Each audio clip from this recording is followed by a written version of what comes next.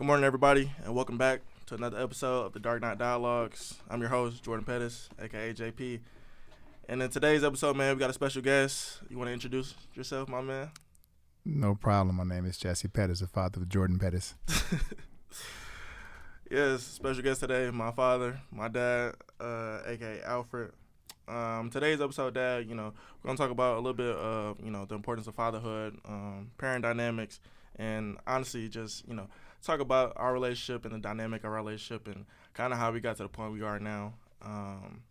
So first and foremost, man, what does fatherhood mean to you?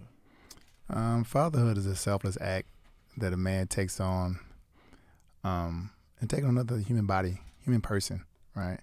Fatherhood can mean many things, something to the similar effects of selfless love for another human being. And some have many, some have one. I'm blessed to have one. That's all I needed, but that's what fatherhood means to me. And, starting out, when you first got the news that you're going to be having a baby, what were your raw and uncut emotions at the time? I don't know. It's Super Bowl Sunday, man. Your mom told me it's Super Bowl Sunday, brother. Tampa Bay Buccaneers and who was playing that Sunday? I forgot. It was a mixed emotions, not knowing where I was at. I'm young. I'm in my 20s, brother. 23 years old. Going on 24. But yet still some excitement, I won't say fatherhood was a thing on my list at that time. I was still in college. So once I got on, it was mixed emotions and then conversation with your mom and just sitting with it for a second. It became excitement. It took some time, but yet you got to get past the selfish act to become selfless, and that's what I have to get past. Respectable. I definitely think, to my knowledge and from what I've seen, you've done the best job and the best capability of what I've seen, and especially in today's parents. I feel like being at that age, a lot of people probably wouldn't have stepped up and taken that role. And, so I just want to give a thank you because I'm blessed and fortunate to have you in my life. A lot of fathers don't, step up and take that role. And, just glad to have the foundation set by you and my mom, of course. So talk a little bit about our relationship in today's world, in today's time. How would you describe the dynamic of our relationship? It's been a long journey, brother. It's been good. We've had our ups and downs, and for myself as your father and as a man, I've taken you on every journey possible. I've put you through the wrinkles, but yet I've also accepted you as the son I have, and the only son I have. Sometimes people say you look like me, and at times people think we're brothers because we could be playful, but yet I've always made sure you understood. I'm still dad first. And once I obtained that respect as your father, you got the respect as my son, and I trust in the process of what I built and what I've instilled in you, and you know that. Yeah. And when you get out of line, we have a conversation, right? It's all about communication. Sometimes communication is verbal, sometimes it's nonverbal, right? And we've been through a lot together, because as you think I raised you, you raised me. So I was young, not knowing. All I had was the guidance from my father, and to give you what I had. So that played a factor into our relationship. There's different levels to what they call parenthood. At one point I was a coach on the field. Then I became the coach in the dugout. Then I became the parent in the bleachers. And now I'm more of like an advisor, right? You come to me when you have questions. We still hang out. We still do our thing. We still have conversations. And I definitely leave the conversation open for you to talk about whatever you want to talk about. Your mother and I were very strong about that. And we stuck with it. And look what we have now, right? A blessing. A blessing is an understatement. I feel like for our situation, it's definitely out the norm. And growing up, I didn't think it was unnormal. I obviously, just putting it out there, being transparent.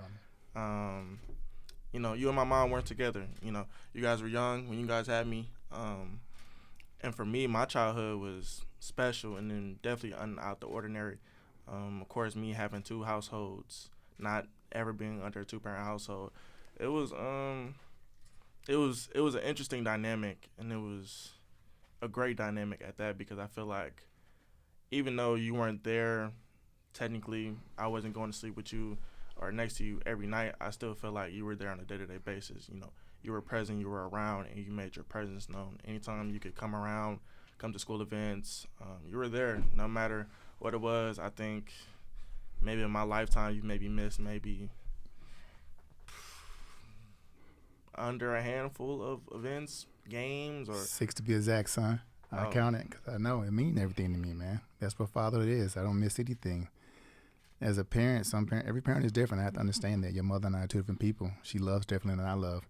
You needed her love just as well as you needed my love. My love was, I was hands on, right? Your mom took care of the emotional side and she took care of the background. Without her, where you at, right? right. Respect. Where are we at? You know what I mean? Your mom kept us both grounded by all means necessary. That was her role. It came in different ways, but I understood who your mother was. We spent a lot of time together as my girlfriend back then and in college, those college years. We had a lot of conversations. So, yeah. Time. I think that's a big thing too. You know, when people ask me about my parents and my upbringing and my relationship, you know, they often notice, especially from social media, I'm very vocal just about my love and definitely my relationships with you and my mom or whatever. And I think the biggest thing I could tell people is time. I think that was something you put a big emphasis on with me as a kid, and just always having that time with me, spending that time with me. And you know, what was the thing that really push you worth that time thing? Because I feel like no matter what happened, you know, no matter what amount of money was involved, how little anything, you were going to spend the time with me. So what was the meaning behind that, and why was your purpose for always wanting to just be there for everything and spend that time? I don't get the time back, right? Time is not promised. And also, that's the blueprint that I saw from my father. My father, me having four brothers, and my father spent collectively time with all of us, but yet individual time with us. I thought I was spoiled with my father's time, but come to find out as I got older, he gave the same amount of time as my brothers. I'm like, wait a minute, right? Hold on. I thought I was different, but I'm not, right? However, that time meant everything. We were able to see a godly man and how he walked and how he handled marriage, how he handled fatherhood, and how he handled life. And so I've only given you what I know, right? And what I saw. And what my father instilled in us was, hey, no matter what, no matter who, and no matter how, you figure out how to spend time because that's the one thing that will never, ever be taken away from us. I've told you that forever, and I'll continue to tell you that forever. The time can't be taken away, right? You prioritize what's in front of you, and you give it time. So time is everything, bro. You don't get it back. You're going to forget all that money I done spent. But you can never forget the time. You remember more times than I remember, right? Just like I did in my childhood. And when you grow up and as I was raised with you just as well, right? I look back at some of the times we spent, and man, you've been through a lot with me. You know, I've taken every journey that I've been on, out the country, in the country, at home, in life, and even through my trials and tribulations as a man growing into the father that I am today. There's no blueprint to this, son. But the only thing you can put into it is time. Right? Whether I had money, whether I didn't have money, we figured it out, right? True. And look where we're at now. Respect. Shout out to the OG Pops, man, for really setting the foundation.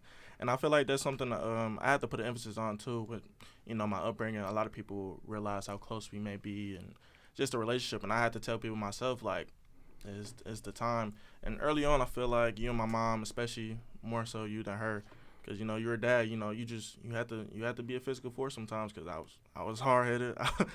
I didn't listen sometimes. I was just an active kid. But early on, you know, you and my mom, you guys got on me, and I think that was the deciding factor or the factor that's helped transpire what our relationship is today.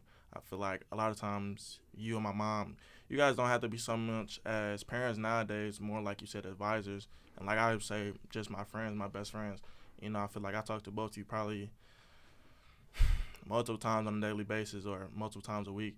And it's no thing. I don't really think twice about it. You guys, that's all I knew. And a lot of times I think people don't understand for majority of my life, probably up to about 16, 17, my mom started dating.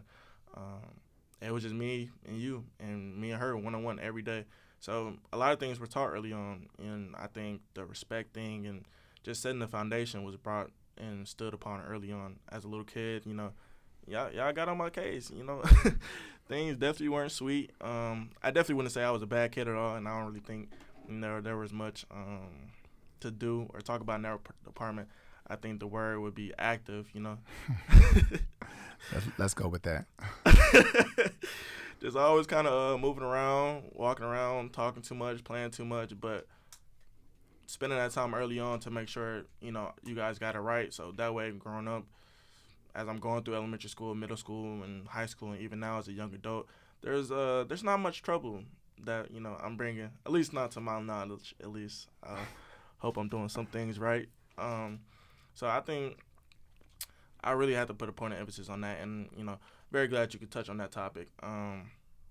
Especially going based off, you said your dad and how he was able to spend that time and set the foundation. And I kind of reflect on that too, because a lot of times, people ask about you and how you were as a father, and oftentimes I relate to my grandfather, and I talk about how good of a father he was and how I'm able to see that even through my lens, even though, it's never been a case where I've lived in the same city as him, same state as him.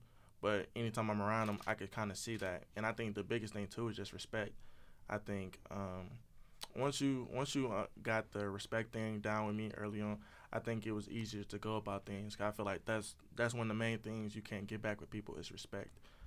So just kind of talk about that and the trials and tribulations it was, just making sure that respect value was understood and yeah. So from a respect level, man, respect is earned is what I learned. My father's a Navy man, and he's the youngest of a lot of kids. I want to say 13, 14. I could be off somewhere in there. And my father taught me, my brothers and I, the same thing. You earn your respect. That requires you to give it first before you can get it. And also accountability. Those are things I pass right along to you as well, and I continue to teach. And it takes consistency to get that across. Saying it one time ain't going to get it. It took me a long time to get you to understand respect. You respect the home first. Everything you do starts at home. You spoke about the foundation. Just like the structure of a house, the foundation is built first because you need something to put the framework on. And we made sure, your mother and I made sure that you had the foundation built. We poured the concrete. We set and let it wait. We made sure, we went back and tested that concrete, that the foundation was built. So now you have the foundation to put your framework on and put whatever you want on it, right? And in my situation, respect. I'm a Southern boy by all means necessary. Although I was a St. Louis boy, I'm still a South Memphis kid nonetheless. Shout out to the 901, baby. Respectfully, right? Respectfully, Memphis, Tennessee. And my parents are from Mississippi, man. So my parents, both of them, have a high level of respect. And respect is still big in the household. And everything we do in our family is for the namesake. The last name, not the first, as we talk about often. The last name we carry is Pettis. It's a lot with that name that comes with that, and people don't understand that. We have a special family, right? And that family is built on love, respect, laughter, and family. That's everything to us. So I passed that right along to you because that's what I knew. That's all I knew, right? Growing up, I thought, hey, everyone in the household is like mine. It wasn't. I kind of grew up in what some people would call the Cosby house, right? Mm-hmm. Both my parents were friends, got along. We had good conversation. We had a lot of laughter, a lot of love. People didn't see a lot of struggles, a lot of drama. And everyone didn't come from that. You know what I mean? So I'm not saying my life was perfect. It was definitely hard. And I went through my own trials, tribulations, and you will just as well. You just have to take your time. And your mother and I, as I always stated to you, we're still here, right? I want you to fail fast and fail forward. Because when you get up, we'll still be there. That's how you earn your respect, man. But you have to learn to give it, right? You just don't get it just because you pop up. Nah, bro. I need you to learn how to give it and learn how to earn it. And that's what you've been doing since day one, and you're still moving forward, and I'm proud of you for doing that. So that level of parenthood and respect is big. Appreciate that. Touching on that love topic, I think that was another big thing for me, too. I feel like for our relationship, I think that's something that helped propel our relationship into what it is today, just that love, peace, and foundation. I feel like a lot of times kids aren't able to be their authentic selves with their parents, especially with their fathers, and I feel like that's a big thing. I feel like it's more of a stereotype in the I won't say standard, but, dads are tough. They won't allow their kids to show emotions, or even they show emotions. And I feel like oftentimes growing up, I was able to see you be vulnerable, be emotional, cry. I've seen you cry, and I feel like that's not a lot of things for dad. And for dads out there in the world. And so what was that behind, or what gave you that, I guess, push to be outside the norm, be different, and just be vulnerable with me as a son and be able to show those emotions and vulnerability? From a vulnerability standpoint, that was in my household. My dad's an emotional guy. He's pretty quiet, pretty laid back, but he's able to express himself, and he allowed that in our household. And on top of that, your mom is an overly emotional person as well. And I've known your mom since she was 19. She's gone through a lot of emotions, does a lot of emotions, and so it was only right for her to handle your emotions. And I adopted that from her as well when it came to you. I was going to love you dearly. I was going to love you my own way. I'm not a tough dad, right? You know what I mean? I'm more laid back, unless you're push the edge. But yet, as a man, I was never telling you, hey, son, don't cry. That's not what I said. I'd rather you get your emotions out because those are real. That's mental, right? And your mental is everything. You know what I mean? You can't go through the hard unless you understand the bad and go through that crying phase. And your emotions are valid. You know what I mean? I was allowed to express my emotions and saw that they were valid for my parents, more my father as a man. And so I don't know nothing else. So for me, I don't really play the hard guy role. It's more about, hey, be yourself. That's emotions, good, bad, and indifferent, and all of them. I still remember the time when you had a soccer game, right, and you got emotional, right? You remember that soccer game? I do remember that. Right? I'm sorry, I didn't mean to tell you play soccer. But the soccer game, right, how you pull up to the game and we was ready to go, and we end up being late to the game. Why? I don't know, Dad. Well, were we late to the game? You got something went through you as an emotion, and you just started crying out of nowhere. Scared the heck out of me, but My bad. Don't be my bad, man. What did I do? I sat there and embraced it, and I held you. And I'd rather you be late to the soccer game and go through your emotions instead of try to fade the funk and be somebody you're not. You are Jordan Pettis. I've always stated that. And I'm Jesse Pettis. We're two separate people. Everything inside of you is valid. How you express and how you get it out is critical.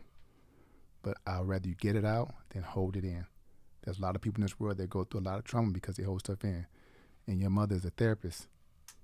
She's been one, I would say, unsigned for years, but now she is officially a therapist. So she's big on that. And that's something I adopted from her, but yet more important saw my parents. My parents always allowed us to talk, always allowed us to express ourselves.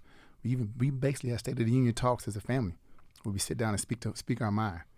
And my dad embraced us if we ever went through our emotions. And that's all I knew to give to you, embrace you, because they're real and you're human. And I'd rather you go through it than act like you can.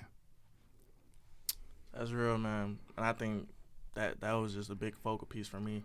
And I guess more so of a reason I've always felt so comfortable with you, or I feel like our relationship has always gotten closer through the years. I'm a very emotional person. I may try to put on a slight front for the world or try to be nonchalant and all very closed up. But for those who know me, I am very emotional, and I think for me being able to be emotional with my dad, and it was just times where I would just break out and cry, or I went through a rough period where my mental health wasn't the best, but I think those times where I was able to be held by you and my mom and just get whatever emotions out, sit there and cry and just get everything out really helped me in my process in life. So definitely want to give a big thanks, a big ups to you guys, and transition over to, as I got older, you say more, laid back dad and parent. How was that transition from you going from being a coach, all in my case every day in practice, to,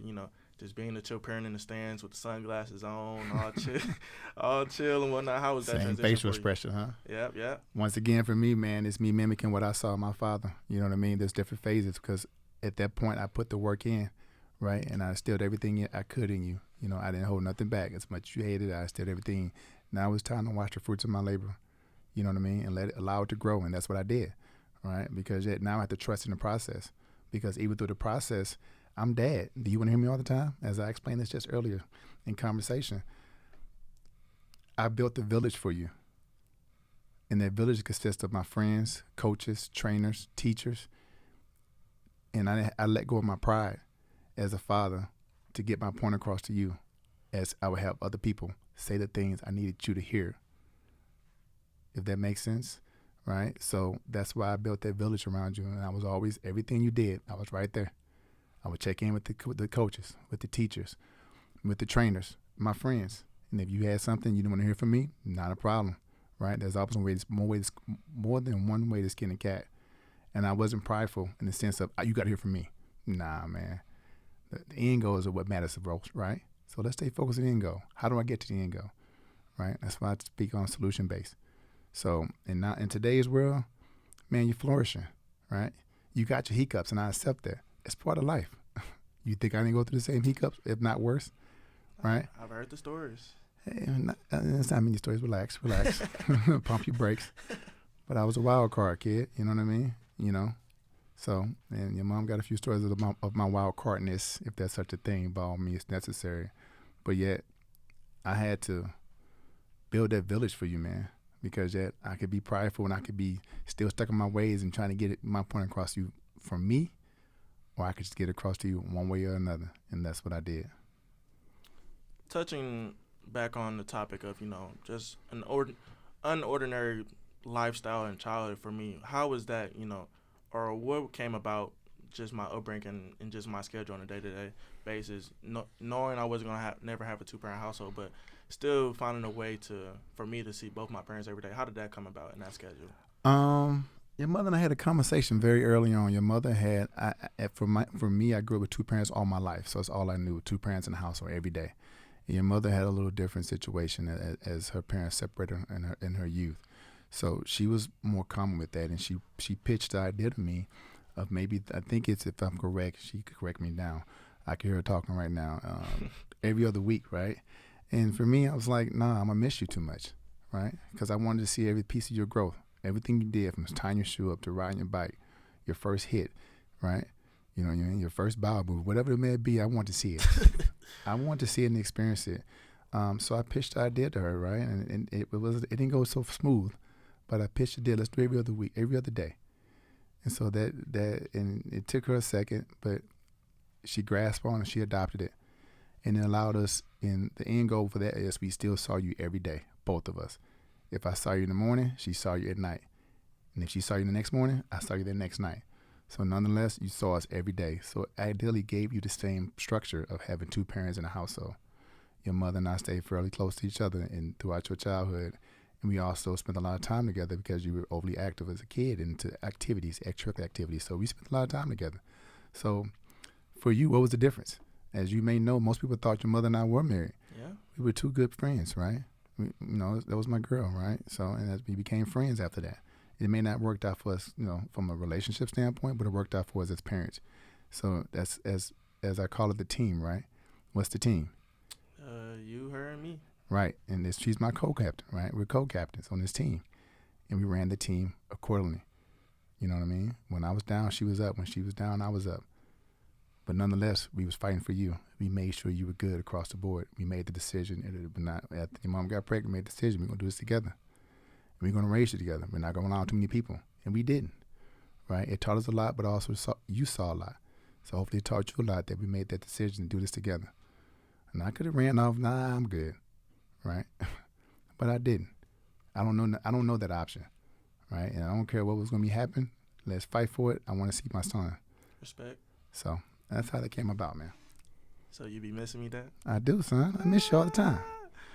This is the first, guys. A lot of times, he tries to put the front on for the. Are we on air? Oh. Backtrack. No, I'm good. And then just touching on a little bit of that, relationship with my mom. How was that transition? Kind of going from being in a relationship to being able to co-parent, and how easy or difficult was that from your perspective or your side of things? I think it came with the trouble. It's troubles. That's life, right? We had our own troubles, but we had a lot of good. I think we had way more good than bad, right? We both saw two sides of the fence. And we didn't agree on everything, and we're not supposed to, but we were able to come to the end goal and move forward, right? Which is why we allowed and we was able to cultivate and create the life we provided for you. You know what I mean? Because it took through some conversation. Your mom was very strong, and I'm very strong, right? And I believe in what we believe in.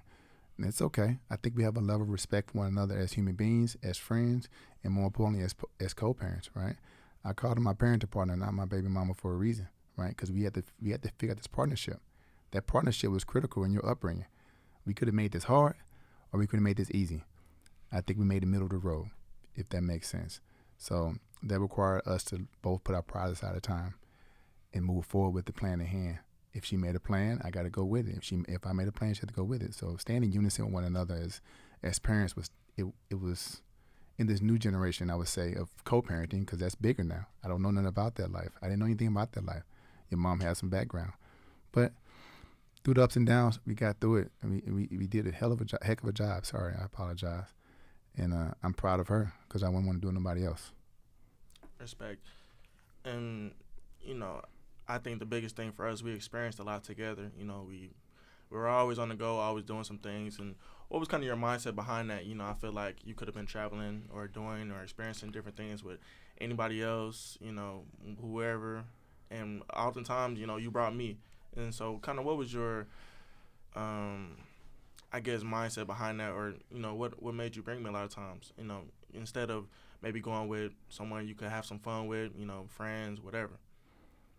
For me, it's about the experience, man. And if I'm experiencing, I got you with me, right? And my mindset was I'm dad first, right? That JP, excuse me, me as JP in those years, I had to go away. And as my friends got older, you know, I have a certain moment when my mom specifically let me know early on when you were born. After you were born, I was staying with my mom, because I was just taking it out of school. So, do I have any money? Nah. I'm trying to figure it out, right? Working at Best Buy, trying to figure out, making a little little dollars and whatnot. My mother literally watched me get dressed fully to go out. Go out. 24-year-old man finna go out. She let me get dressed, fully dressed, iron my clothes, put cologne on, everything. And as I got to walk out that door, and you was with me that night. Real quick question: was your fit clean? It was clean. Listen, man, you better walk us through the fit right quick. Sorry. So dig this, man. Hold on, stay focused. But I had just got a cut too. Ooh. I had just got a cut. Oh man. But nonetheless, as I got to walk out the door, my mother asked me the question, "Where you going?" Well, I'm finna go out. Well, where's Jordan going? Well, you here? She was like, I am. I said, so what's the problem? And the words she said to me has stuck with me forever. This is your child, and you're gonna raise him. And from that point forward, I haven't looked back. So the common theme for me came, if my friends ever call me, they never ask, was I free? They always ask, do you have Jordan? And if I said yes, I never got anything else response from anyone. Whether I was dating them, whether they were friends, they just understood my priority was you. And that's how life worked. So when I took trips, when I explored, I'm pretty exploratory. And I like to experience life. And I gave you the same experience that I didn't really have that. My parents had a lot of kids. So I'd rather do it with you than do it with somebody that this can go out the window, right? In a year or two, may forget about it. Because our experiences can't be taken away. We got plenty of videos, pictures, and everything, but more importantly, the memories we have together of every trip, every experience, even going to the library, right, on a regular basis. So those things played a factor, man, in fatherhood, because yet I wanted to give them back to you. That's called paying it forward. I mean, when people speak of generational wealth, that's what I speak of. How do I pay it forward, right? Because the generational wealth is for make sure you have the experiences. It's not about the money. It's about the experiences to give to you. And that's what I did, and I gave them to you. So would you say that night that, you know, grandma, you know, sat you down, was like, hey, where you going? Would you say that was kind of your coming to Jesus moment about fatherhood and really stepping up into who you needed to be for me? It was a pivotal moment, right? I think the biggest moment was my I had a professor once your mom got pregnant. I was still technically in school at that time. Your mom graduated a year before me in college at that time. I had a professor let me know it's going to make a man of me. I was scared. I was nervous. I didn't know what to do. I had no thoughts of having a child. I had thoughts of being a young man and practicing, but I had no thoughts of a child at that point in my life, right? So my mom's situation was pivotal because now you're here. And I'm treating it still like I'm 23, 24 years old, living that young man's life. And so it was a pivotal moment for me, and it taught me a lot. And they stuck with me. It stuck with me to date, right, as you can tell. But yet it definitely added to it big time. Respectable. And going off that, I've talked about that briefly, just about on the pod, just about grandma and just her relentlessness and just how she could turn everything into a negative into a positive. You know, I feel like she definitely shone some positive light on you that day, and especially probably going forward. I can only imagine the conversations behind closed doors. And just, I really wanted to touch on and talk about just more so, what's the best way to say it? That transition period, going from that young adult in their 20s or whatever, and kind of growing up with me and just that experience, coming out, I'm pretty sure, wealth wise, money wise, it wasn't all there. So how was that, going from, apartment to houses and then going to our, home, back home at the crib, shout out 5210 Elk Trail Drive. And just that experience, just kind of growing up together, and you're going from a young man into a full grown man, and me going from a kid to a young man now. How was that? I think it was parallel, right? We lived the parallel life a little bit, just in different parts of our lives, right? You being an adolescent, me being a young adult. I knew I wanted to match my parents, right? My parents had a household. They had a house. We had a nice house. We lived in what the North County, what people would call the suburbs, right? However, our suburbs look a little different than others, nonetheless. And I wanted to reach that. I saw motivation in my family, my brothers, how they had laid the foundation of what they did in their households. And so as I grew, I made sure you grew as well, right? And I never stopped. My mom has the crazy drive, and I've inherited that drive from her, So I made sure as I grew, you grew. You grew with me. We grew together, right? And I never stopped taking you with me, because yet I challenge you to grow. Because me challenge you to grow and watch you grow, it forced me to grow well. Because as you got bigger, as a father to support you, I had to get bigger, And that involves in my career and also my personal life. Because as you grew and started traveling, like let's say from sports perspective, I had to find a job that allowed me to do those things, that can afford me to do those things. And as we decide, your mother and I decided to put you in private school, I had to figure that out, right? How do I afford this and afford this comfortably, right? So it forced me to grow. But that's my mindset. My mindset is to put myself in a situation where I'm forced to grow. I'm never in situations where I can't grow. If I can't grow in that situation, I'm never around it. And that's what I've always instilled in you. And I've put you in situations, in rooms where you are forced to grow. You have no other option besides to go up.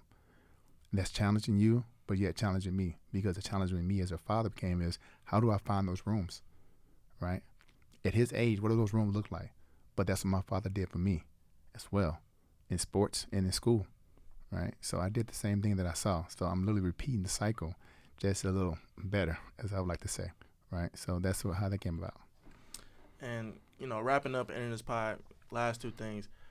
One of the last two things, can you list out your top 5 most memorable moments with me, or just any part of my life? Top 5 moments. Top 5 moments. Your birth, of course.